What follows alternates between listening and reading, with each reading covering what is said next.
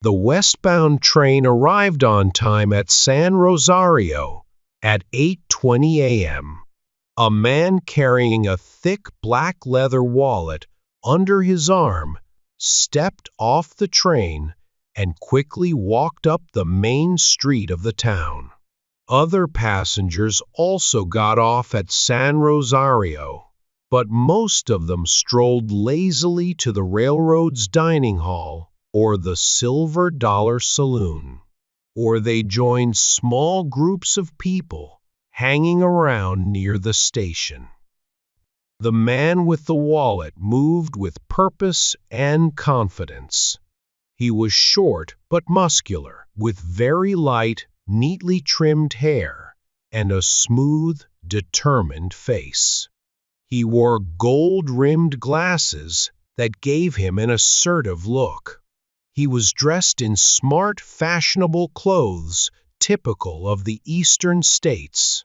His manner suggested quiet confidence and perhaps even authority. After walking for 3 blocks, he reached the center of the town's business district. Here, the main street intersected another important street, creating the hub of San Rosario's activity and commerce. On one corner stood the post office. Across from it was Rubensky's clothing store.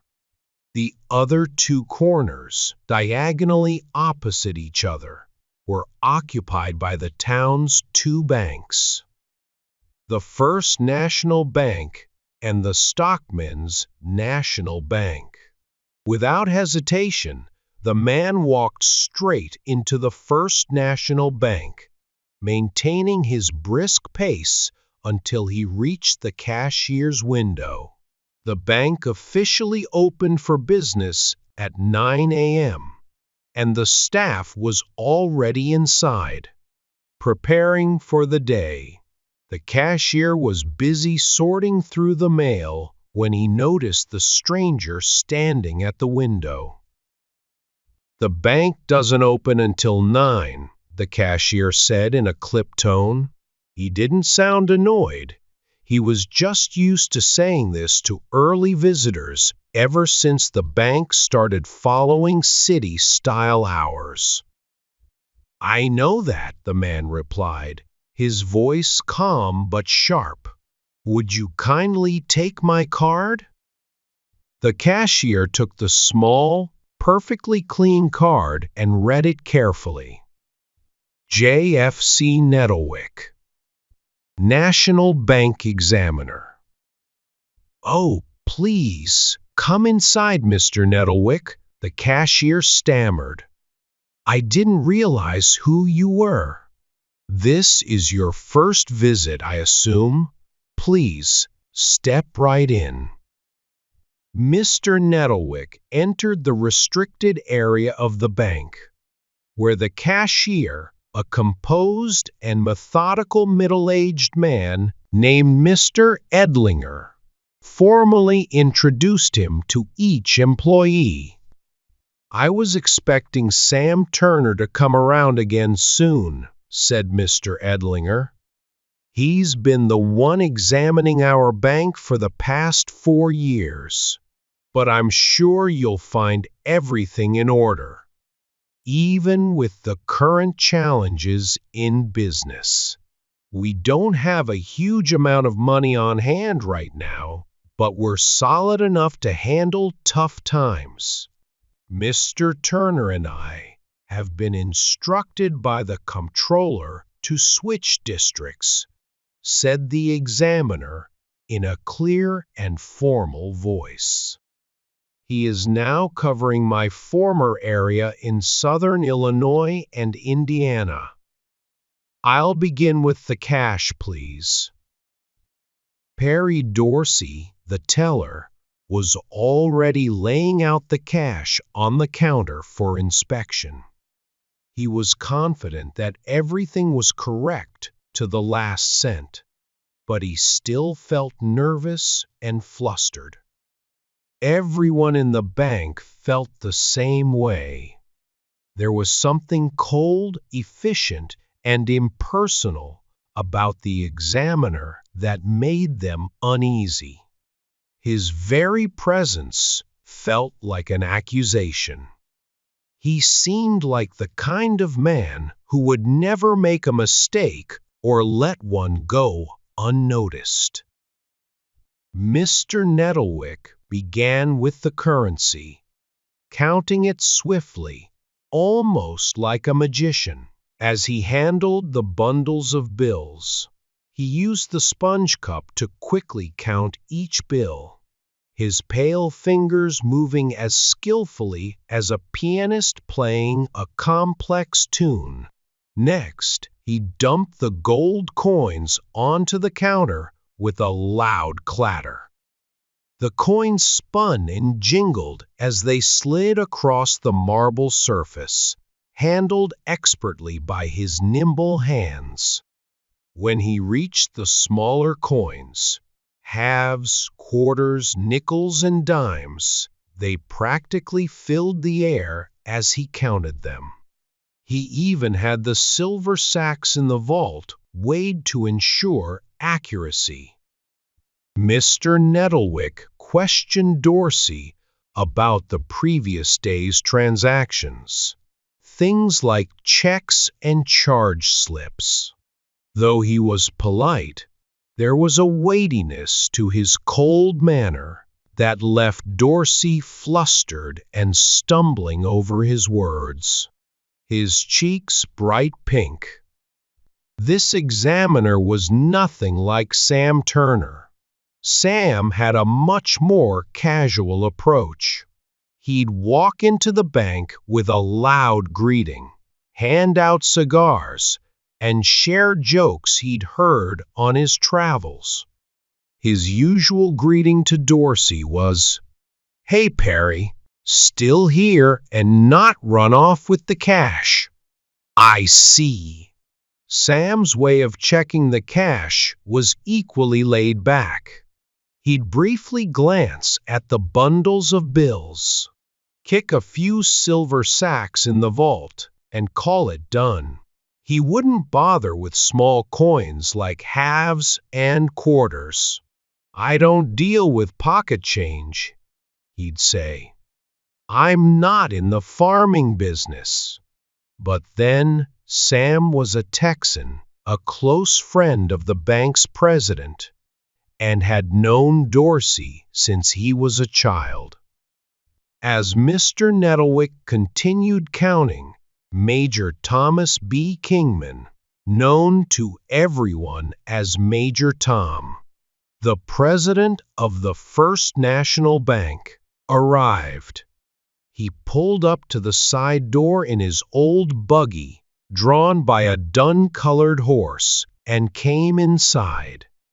Seeing the examiner busy at the cash counter, the major went to his desk, which was fenced off in a small area he jokingly called the Pony Corral, and started reading his letters.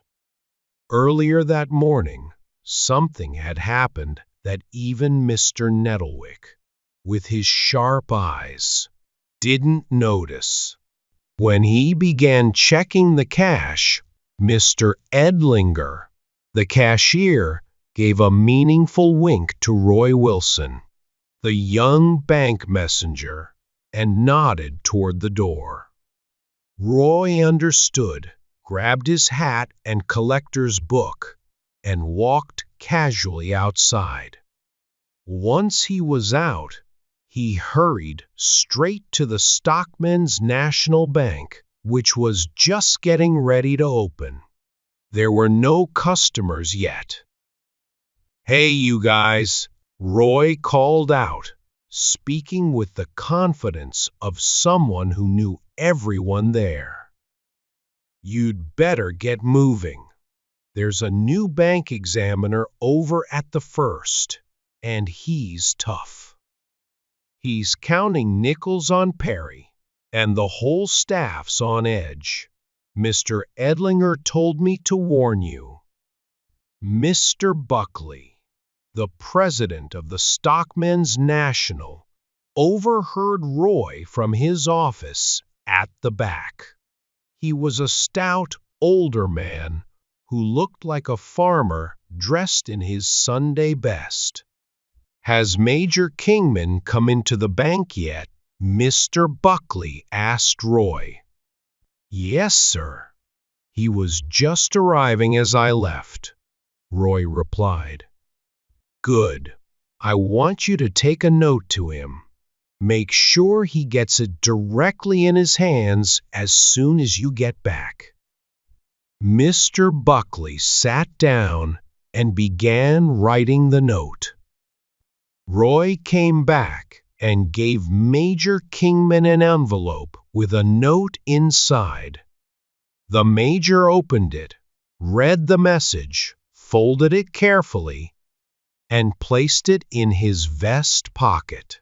He leaned back in his chair for a moment, lost in thought, then stood up and went into the vault.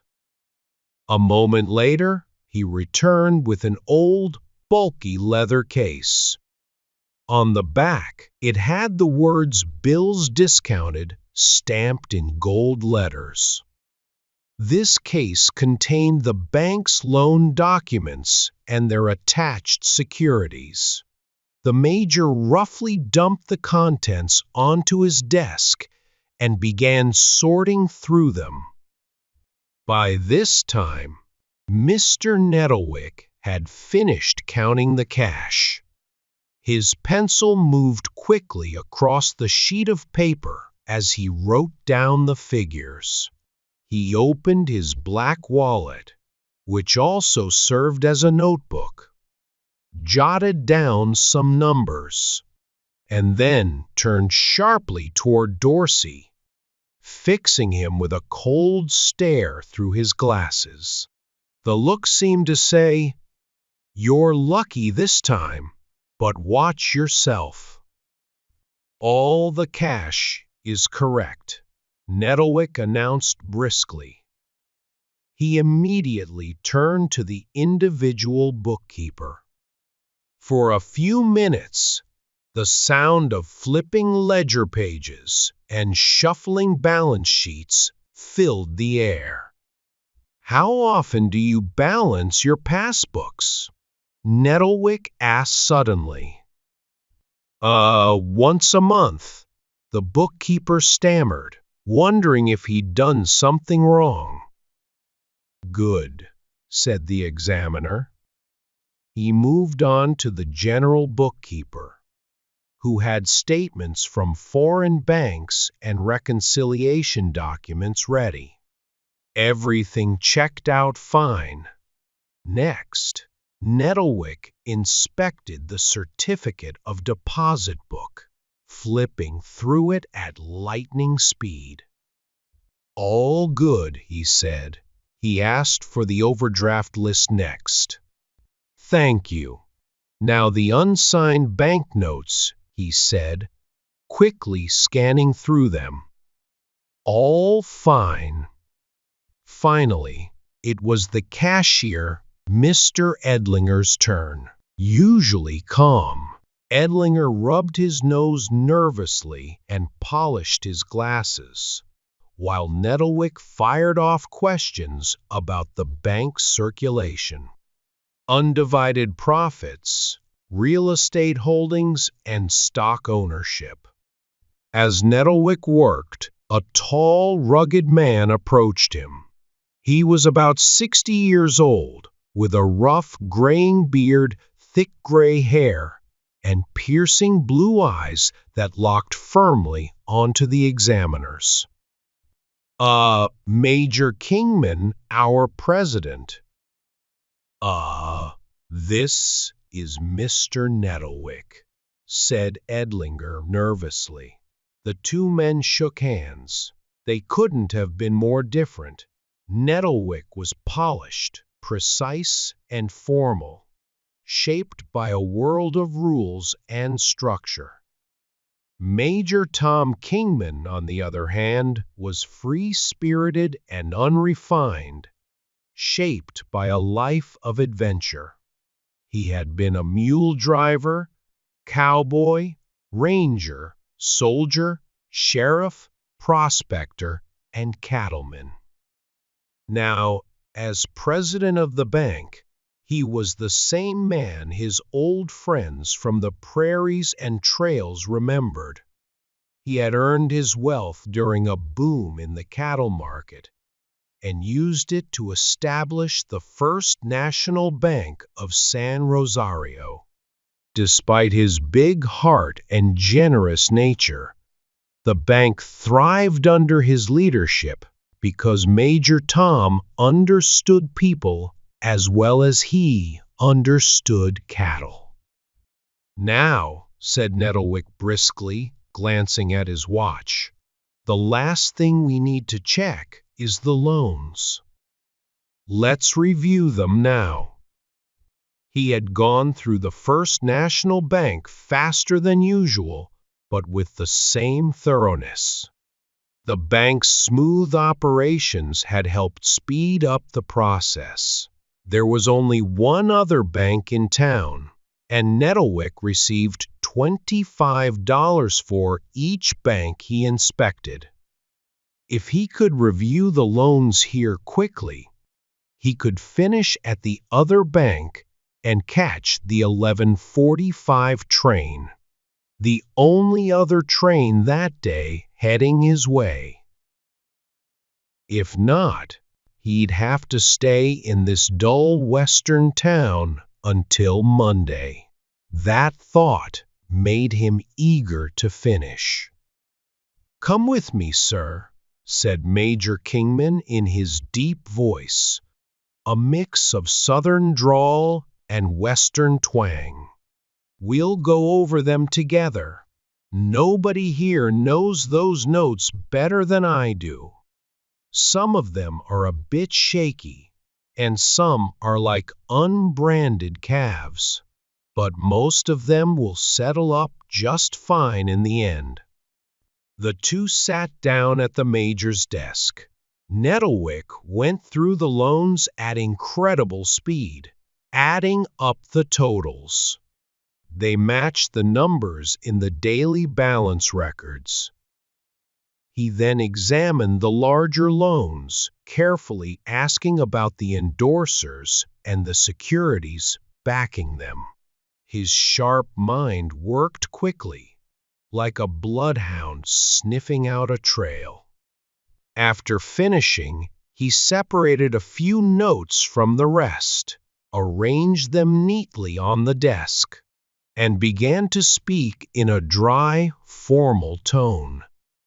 "I find your bank in good condition, especially given the poor crop yields and the struggles in the cattle industry. The clerical work is accurate and punctual. The amount of overdue loans is small and seems unlikely to cause major losses.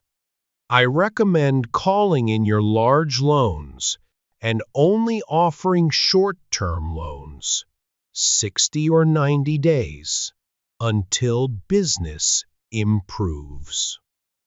He paused and continued, "However, there's one issue to address before we finish. These 6 notes add up to about $40,000. According to their records, they're secured by stocks, bonds, and shares worth $70. But these securities are missing from the notes. I assume you have them in the safe or vault. May I inspect them?" Major Kingman's light blue eyes met Nettlewick's piercing gaze without flinching. Major Tom looked out of the window as if he could still see the events of those days. He sighed deeply, his rugged face showing traces of pain as he continued the story. "I'll never forget the feeling I had when I got that warrant," he said.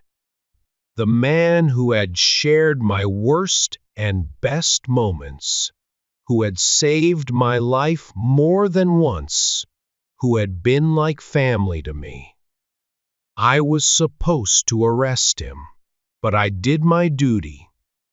I went to Bob's house, and I found him sitting on the porch, calm and waiting for me.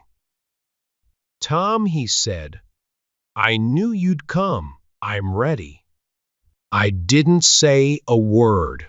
I couldn't. I just put my hand on his shoulder, and we walked together to the courthouse. Everyone in the town stared at us as we passed. Some of them whispered, and others just looked shocked. It felt like the longest walk of my life. Major Tom paused for a moment, his eyes distant. Nettlewick could see the weight of the memories pressing down on him. Bob went to trial, the major continued, and he pleaded guilty. They sentenced him to 5 years in prison. 5 years. Can you imagine what that does to a man like Bob? A man who had ridden the open range, faced danger without flinching, and lived free under the wide sky. It broke him, and it broke me too, in a way.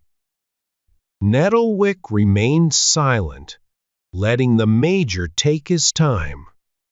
He could see this story was more than just a justification. It was a confession of pain and loyalty, a window into a code of honor that seemed almost foreign to the modern world. When Bob got out of prison, Major Tom said, his voice quieter now, he didn't come back to San Rosario. I didn't blame him. He went to another state, started a small business, and tried to rebuild his life. But it was never the same for him. People don't forget, and they don't forgive, even when you've paid your debt. And then last month, I got a letter from Bob. He was in trouble again, but this time it wasn't his fault. A bad investment, a dishonest partner. It didn't matter. What mattered was that he was about to lose everything. He wrote to me not to ask for money, but just to tell me, as a friend, what had happened.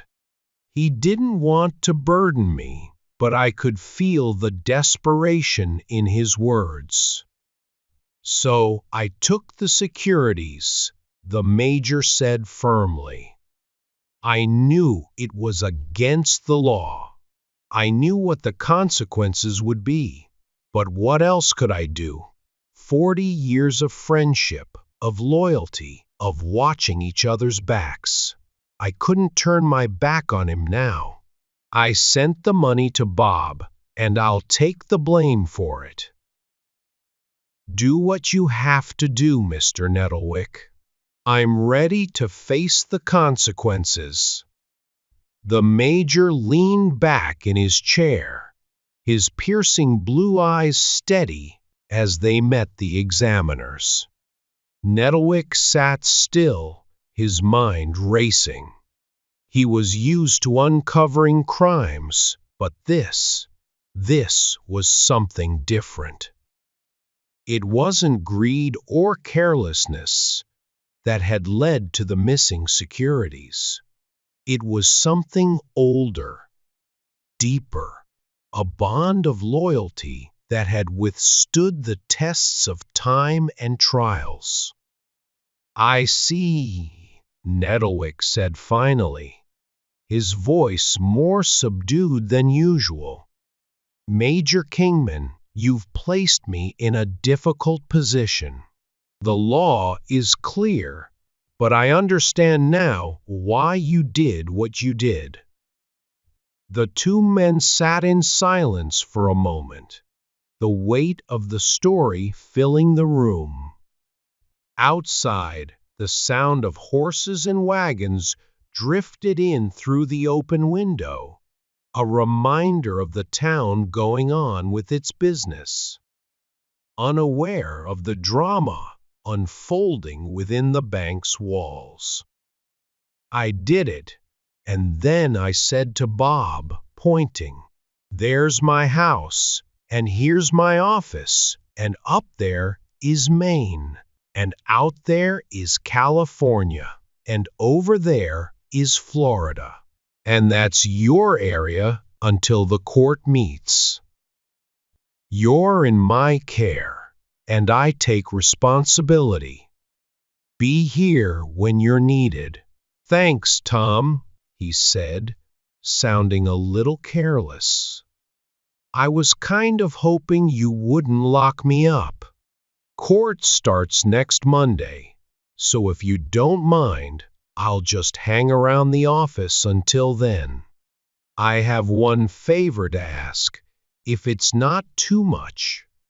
If you could let the kids come out and play in the yard sometimes, I'd appreciate it." "Why not?" I replied. "They're welcome, and so are you.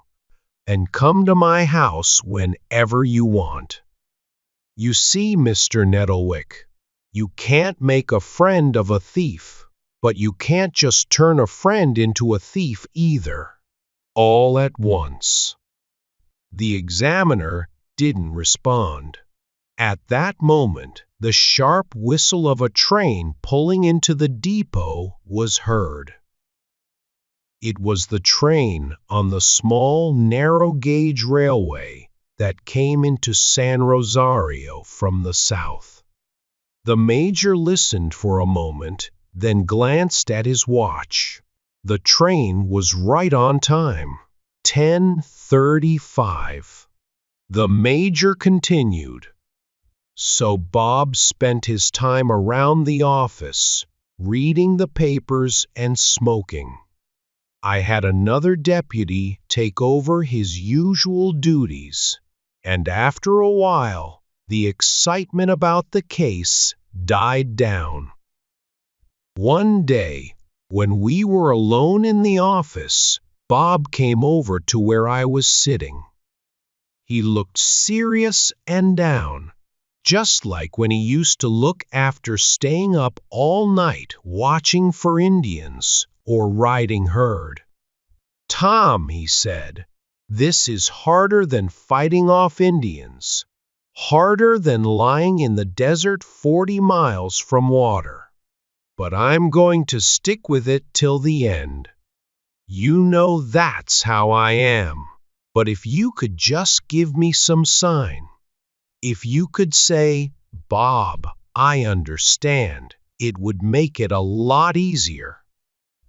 I was surprised. "I don't know what you mean, Bob," I said. "Of course, you know I'd do anything to help you. But you've got me confused." "All right, Tom," he said, and went back to his newspaper, lighting another cigar. It wasn't until the night before court started that I figured out what he meant. That night, I went to bed feeling that same nervous, light-headed feeling. I fell asleep about midnight. When I woke up, I found myself standing, half-dressed, in one of the courthouse hallways. Bob had one of my arms, and our family doctor had the other. Alice was shaking me and crying. She had called the doctor without telling me, and when he arrived, they found I was missing and had started searching for me. "Sleepwalking," the doctor said. We all went back to the house, and the doctor shared some strange stories about the things people do while sleepwalking. I was feeling cold after my little adventure, and since Alice was out of the room. I opened the door to an old wardrobe and pulled out a big quilt I'd seen in there. When I did, a bag of money for the stolen funds Bob was going to be tried for the next morning fell out. "How did that get there?" I yelled, and everyone could see how shocked I was. Bob figured it out right away. "You old fool," he said with his usual grin. "I saw you put it there. I watched you open the safe and take it out. I followed you. I saw you hide it in that wardrobe." "Then, you idiot, why did you say you took it?" I asked.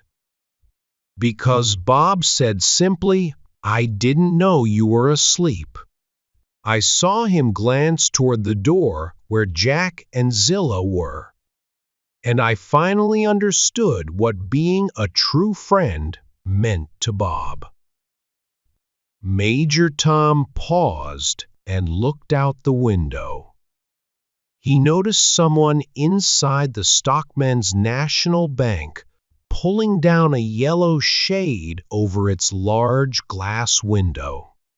Even though the sun didn't seem to need blocking.